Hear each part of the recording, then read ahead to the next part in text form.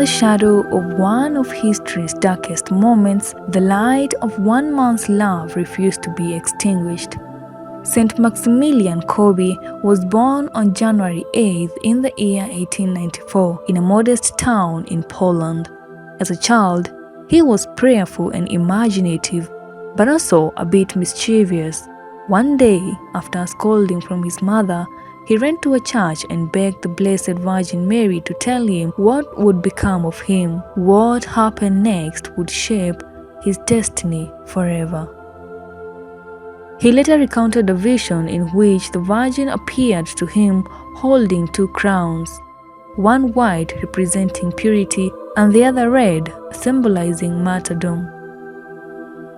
She asked him if he was willing to accept either of these crowns, and he said that he would accept both.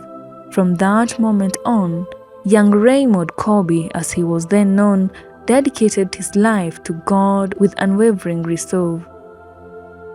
He entered the Franciscan order and took the name Maximilian. His mind was sharp and his heart was on fire.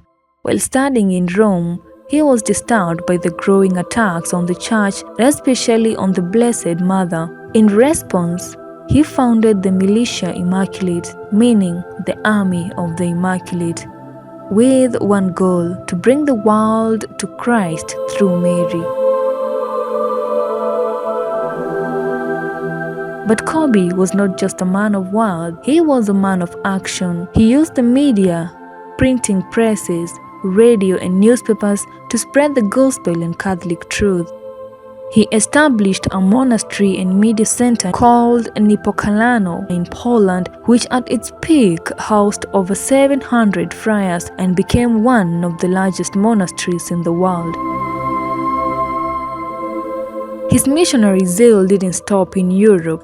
In 1930, he traveled to Japan, where he built another monastery near Nagasaki, a site that incredibly survived the atomic bombing in the year 1945, seemingly protected by divine providence.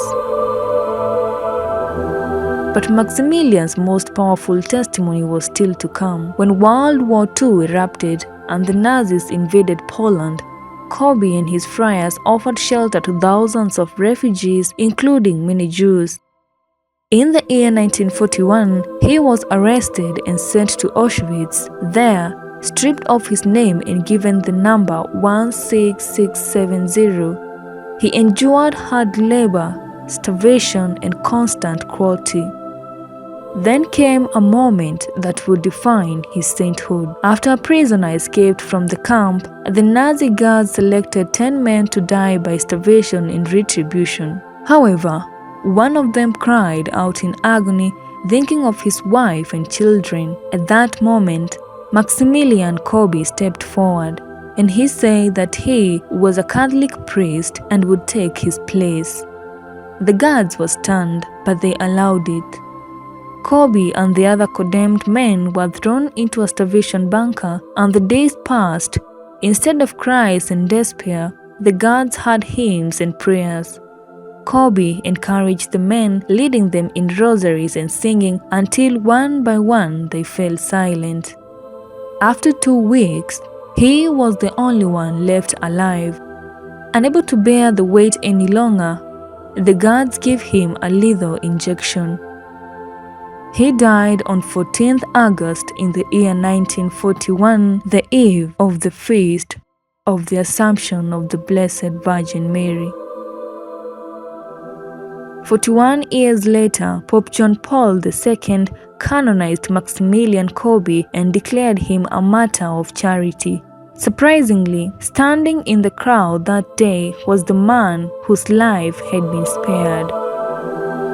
St. Maximilian Kolbe's story is not just about dying for another, it's about living entirely for others, for Christ, for the truth.